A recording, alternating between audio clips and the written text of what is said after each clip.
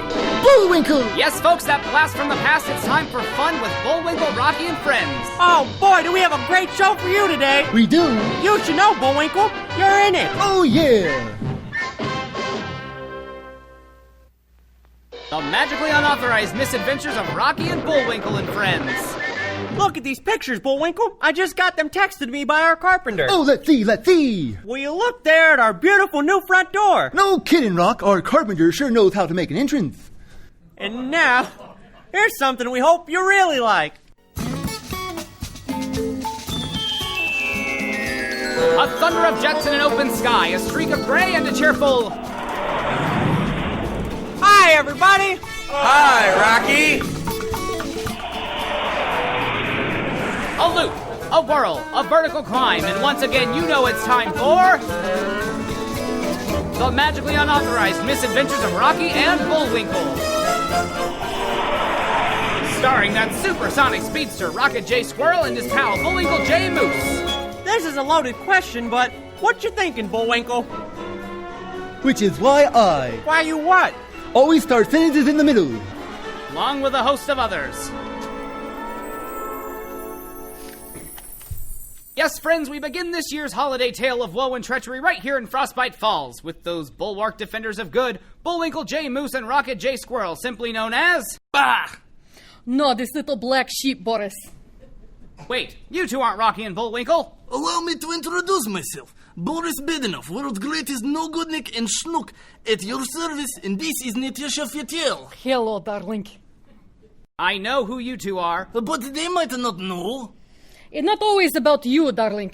Sorry I asked. So, wait a second. What are you two doing in Frostbite Falls? Layover flight in Minnesota, darling.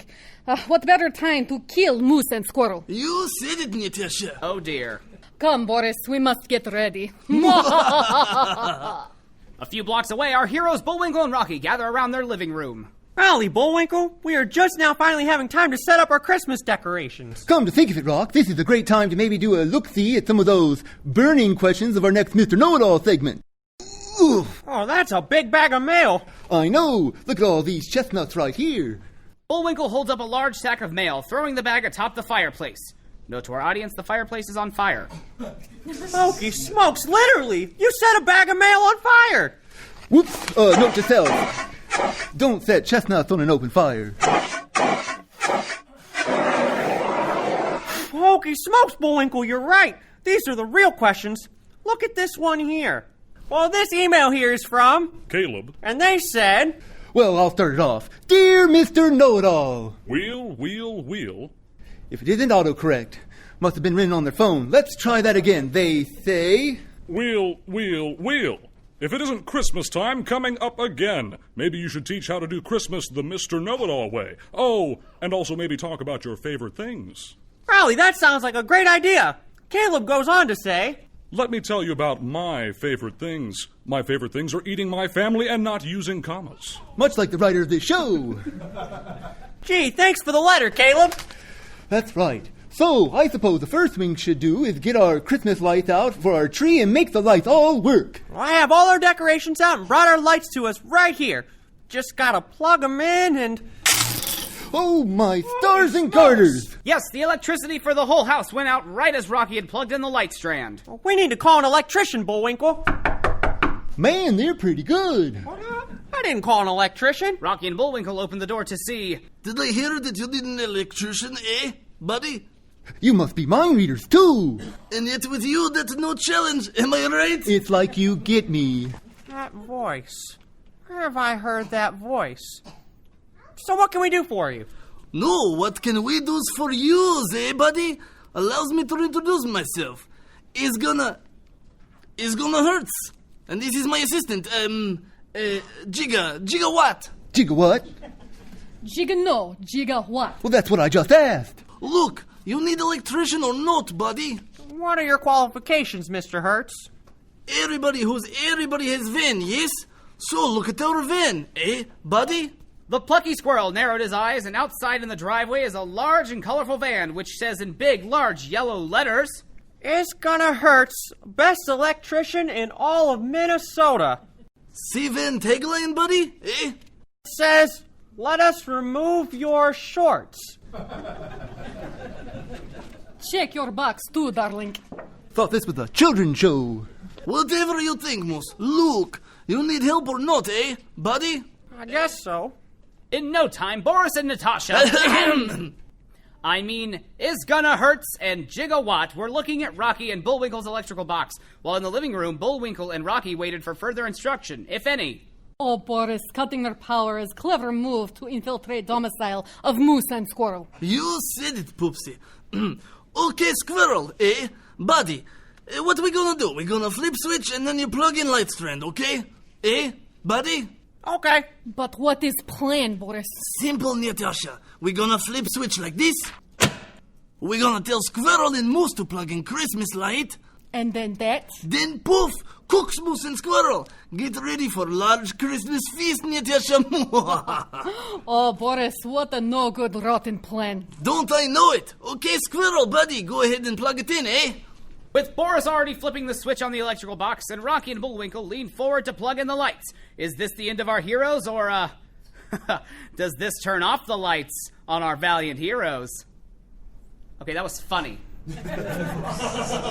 Or will Boris, Badenov, and Natasha Fatale have our heroes dead to rights? You mean dead to lights, darling. Stay tuned next time to the magically unauthorized misadventures of Rocky and Bullwinkle we'd like to call Boris Hits the Right Spark, or Rocky Gets Lit.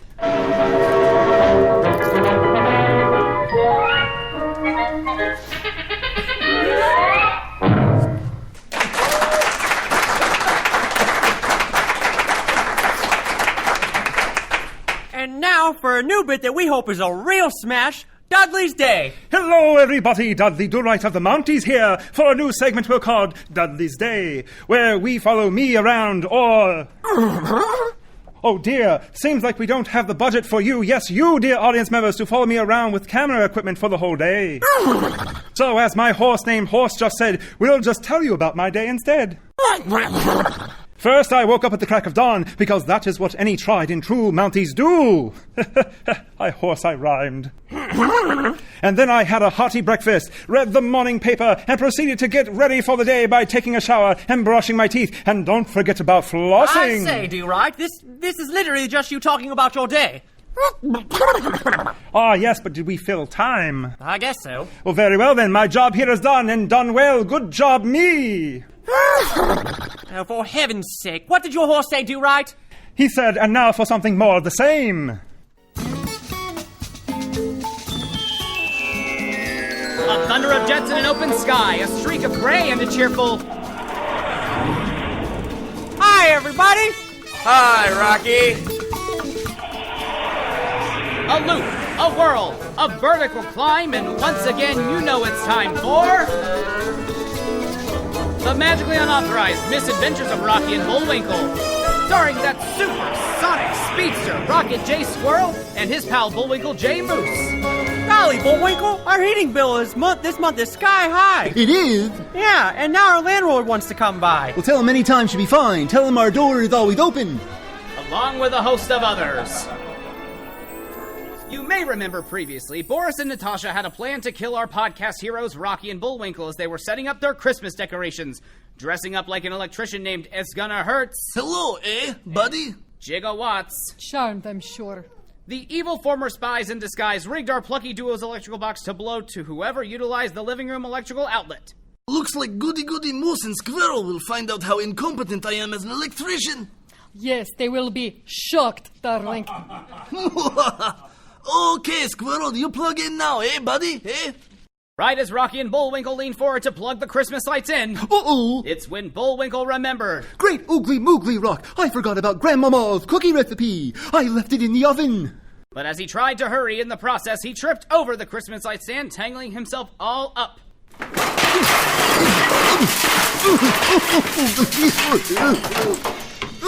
Oh, there's that. That was a lamp. Yanking the light strain from the little squirrel's hands and wrapping the moose up messily in Christmas lights. Anyone catch that, Timbers? I think a pine tree from a taxi cab hit me. Smells good, though. Bullwinkle, snap out of it! What happened? Well, Bullwinkle fell, but look, the lights on the strand all work. Yes, it seemed during the fall the light's plug somehow found its way to an electrical socket and lit up Bullwinkle. Raskolnikov! I mean, Raskolnikov, buddy? Stupid outlet.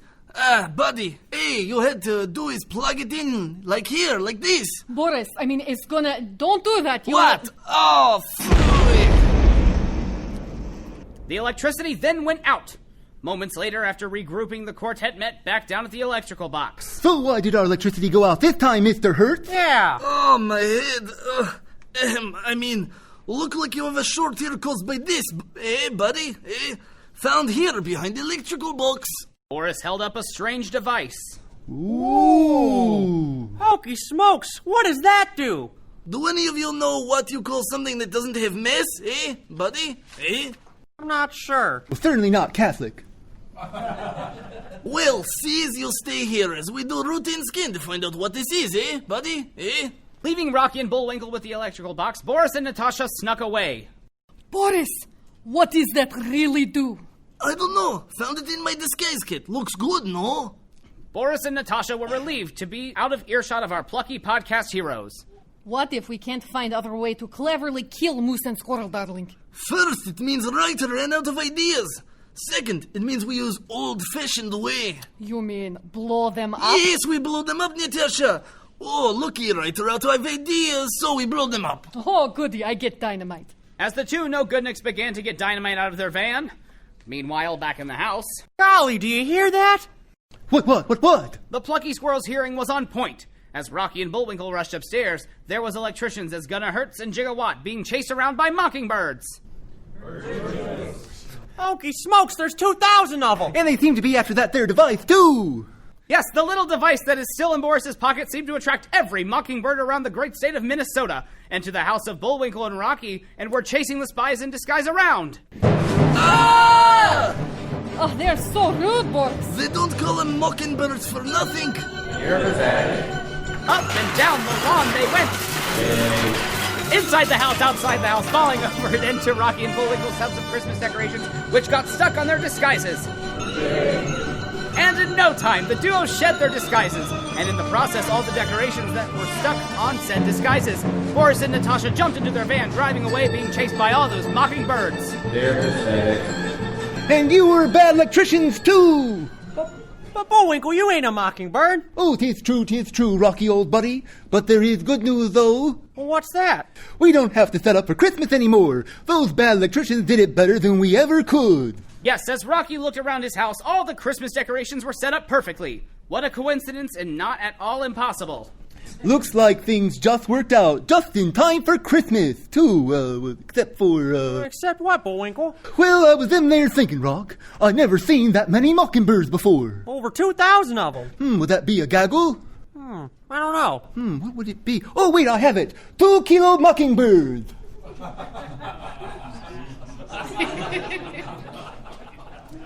Was it something I said? Be with us next time for the further magically unauthorized misadventures of Rocky the Flying Squirrel and his pal Bullwinkle.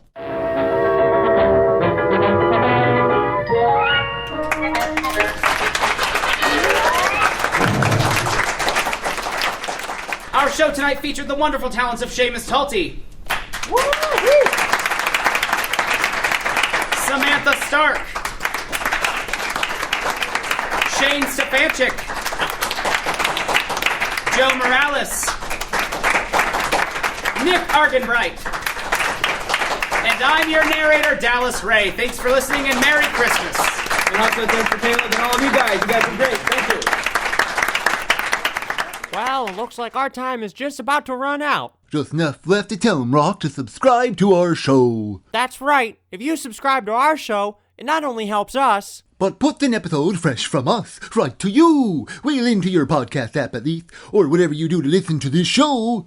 Uh-oh, time's officially up. I guess that wraps up another show. Certainly hope you enjoyed it. I know I sure did. Bullwinkle, time for us to go. Already? Okay, but first, here's a list of people who made this show them there impossible. Take it away, strange voice. Presented by D4K Studios and produced in conjunction with Nick Arganbright and William Dell, with almost all editing/mixing from William Dell Productions. Rocky, Bullwinkle, and their friends, with all related titles, logos, and characters, are trademark property of Bullwinkle Studios, and does not imply an official affiliation with, endorsement of, or sponsorship by the copyright and trademark holders, unless otherwise noted. This Them There is a production of D4K Studios.